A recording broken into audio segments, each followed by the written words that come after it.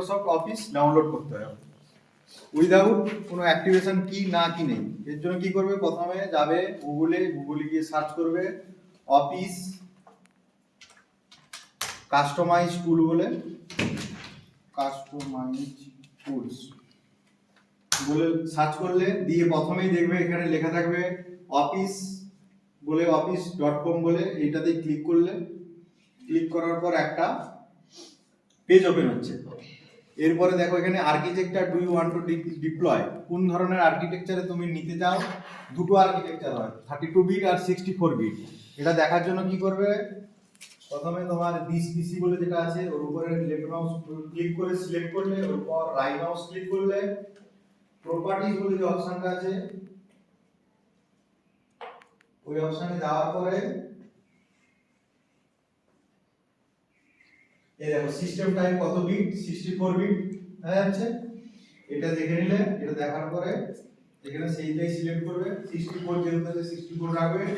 Office studio যেটা আছে এটার উপরে ক্লিক করলে কোনটা নেবে, এই office LTS professional class 2021 volume licence, ওটার উপরে ক্লিক করলে আর কোথাও কিছু করতে হবে না, নিচের দিকে আসবে।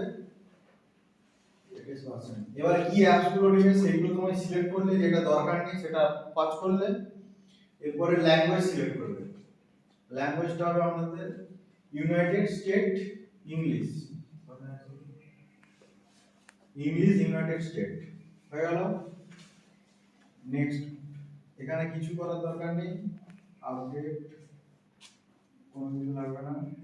লাইসেন্স অ্যাক্টিভেশন, এই লাইসেন্স অ্যাক্টিভেশন এখানে দেখো office LTS professional 2022 volume licence KMS রাখবে, ঠিক আছে, আর কথা কিছু করতে হবে। নেক্সট, সবকিছু ঠিক থাকবে, ফিনিশ করলে দিয়ে এক্সপোর্টে ক্লিক করবে। এক্সপোর্টে ক্লিক করার পরে কিপ কারেন্ট সেটিং এ যাবে, ওকেতে ক্লিক করবে, এখানে অ্যাকসেপ্ট করবে। এই ফাইল নেমটা অ্যাজ ইট ইজ থাকবে, কোনো চেঞ্জ করবে না, দিয়ে এক্সপোর্ট করে দেবে। এক্সপোর্ট ডাউনলোডে রাখছি আমি, সেভ, ডাউনলোড হয়ে গেল। এরপরে অফিস